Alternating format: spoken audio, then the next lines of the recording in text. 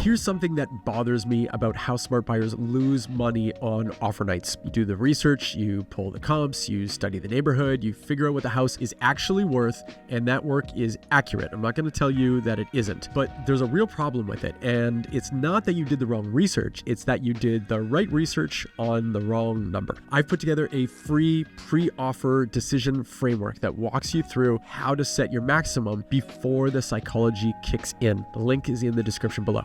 Look, I've been working with buyers in East York my whole career. Very specifically, I'm working with some right now, and I've analyzed a lot of transactions across Toronto. And the buyers who come out of this process okay, they're not smarter than the ones who don't. No offense to the clients that I'm working with right now. They're not better at reading the room on offer nights. They're just locked into their number before they walk into that situation. There are 3 psychological traps that catch even the most prepared buyers, and I'm going to walk you through each one. Here's what you need to know.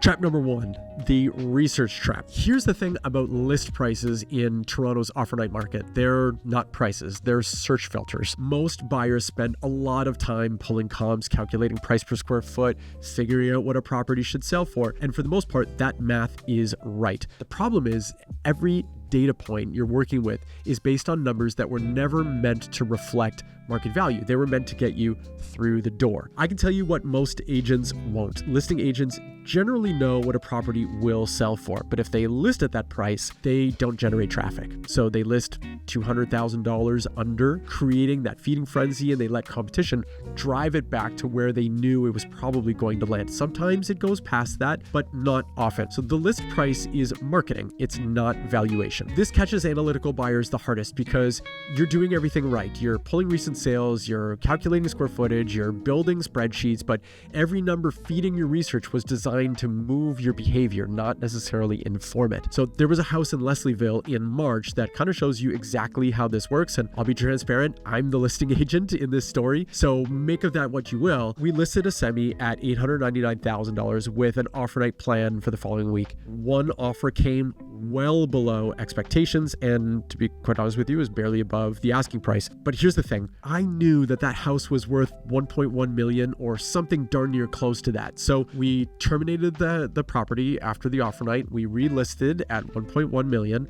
and sold it 3 days later for $1,085,000. Same house, same market, different strategy. The $899,000 was never the price, it was the filter. So if you're coming from a Liberty Village condo that's lost $116,000 since you bought it, the last thing you want is to walk into a situation like this without knowing how it works. But here's what's almost cruel about it. When you research list prices, you're building your entire framework around numbers that were designed to manipulate your behavior. You didn't do bad research, you did good research on the wrong number. And that's just the first trap. The second one is kind of more nasty, a little bit more insidious, because it makes you feel like you're being informed when you're actually flying blind. So trap number 2 is what I call the signal trap. So let's talk about what actually happens when your agent calls and says that there are 6 other registered offers. Because in East York, Toronto Real Estate Board municipalities E1 through E3, 72.2% of semi-detached properties sold above their list price in March. Let that sit for a second. That's not 1 out of 2 or 2 out of 3. That's almost 3 out of 4. Detached properties was 54.3%. That's still more than half. Semi-detached properties sold at 111.5% of their list price on average, whereas detached was 108.6%. So if you're looking at a semi listed at, let's call it $1 million, the math is fairly straightforward. You're probably looking at $1,115,000 to win. Semis were selling in 11 days on average, detached in 23.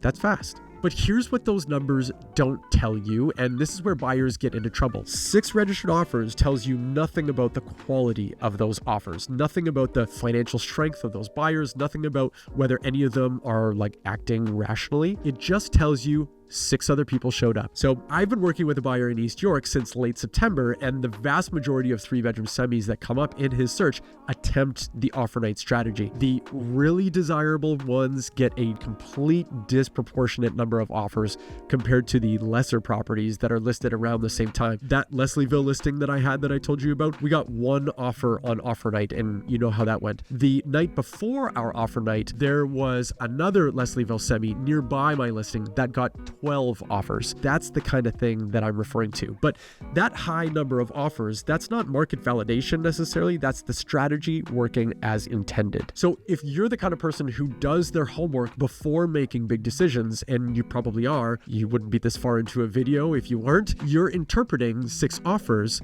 as a signal that 6 other people found something worth competing for. But what if it's just 6 people are feeling exactly what you're feeling? So here's my take. After, I'm being in the top 10 out of almost 300 agents at my brokerage, being involved in a lot of different offer nights, 6 registered offers in this market doesn't mean 6 experts have identified hidden value. It means that the listing agent and the asking price did their jobs. And now you might think, okay, fine, I'll just be more disciplined. I'll outthink the system. But that brings us to the third trap. And I say that that's the cruelest one because it's already happening before you even get to the offer night. And this is also exactly why I put together that pre-offer decision framework, because the fix isn't getting better at reading signals. It's knowing your number before the signals even matter.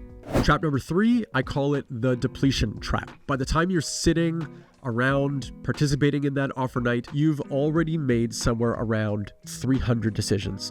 The one that costs 1.2 million is number 301, and you're making it on the emptiest tank that you've had all week. I spent years teaching high school science before I even got into real estate, and I've seen what happens when smart people make decisions under pressure. There's fairly well documented research on decision fatigue. Judges grant parole to fewer prisoners in the afternoon, not because the cases are worse, but because they're depleted.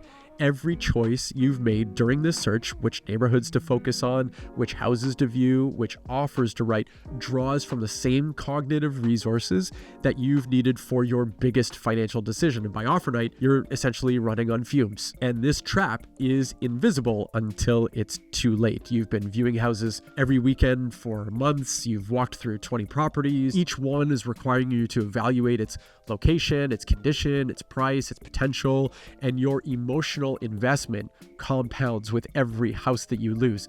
There's research out of Norway showing that buyers who competed in 5 or more auctions increased their maximum bid by 7% from their first to their last. That's not experience making them smarter, that's depletion making them less careful. So going back to that Leslieville semi, even as the listing agent, I had to adjust my strategy after the offer night didn't work, and I had zero emotional stake in buying that house. I was just trying to sell it. So imagine making the same kind of pivot when you're the one who needs a place to live. You're up against 5 or 6 or however many other buyers, and you've had 2 hours to decide whether to spend $200,000 more than you planned. Here's the thing. The fear of losing this house lasts maybe 3 weeks. The overpayment lasts 30 years. There is research showing that winning a bidding war is associated with 1.3% lower annual price appreciation and a meaningfully higher likelihood of mortgage default.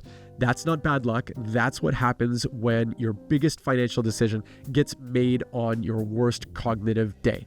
Now, bear in mind that research is American, so it isn't necessarily directly applicable, but it was research that occurred and was applied to like millions of sales, millions of people. So it is very impressive and tough to ignore, certainly from the sample sizes. Now, on an East York semi with a benchmark price around 1.14 million, an 8.2% overpayment, and that comes from that research that just says that over the average kind of occupancy period of a house, which I think was like 6.4 years or something like that, the overpayment kind of adds up to, in different ways, a total of about 8.2% of an overpayment. It works out to around $94,000. That's 80% of the way back to the $116,000, you're still kind of trying to recover from your Liberty Village condo. So the solution here isn't avoiding offer nights. It's not waiting for a different market. Honestly, I'm not sure that you can time your way out of this. The psychology is going to be there regardless of when you buy. What you can control is when you set your number.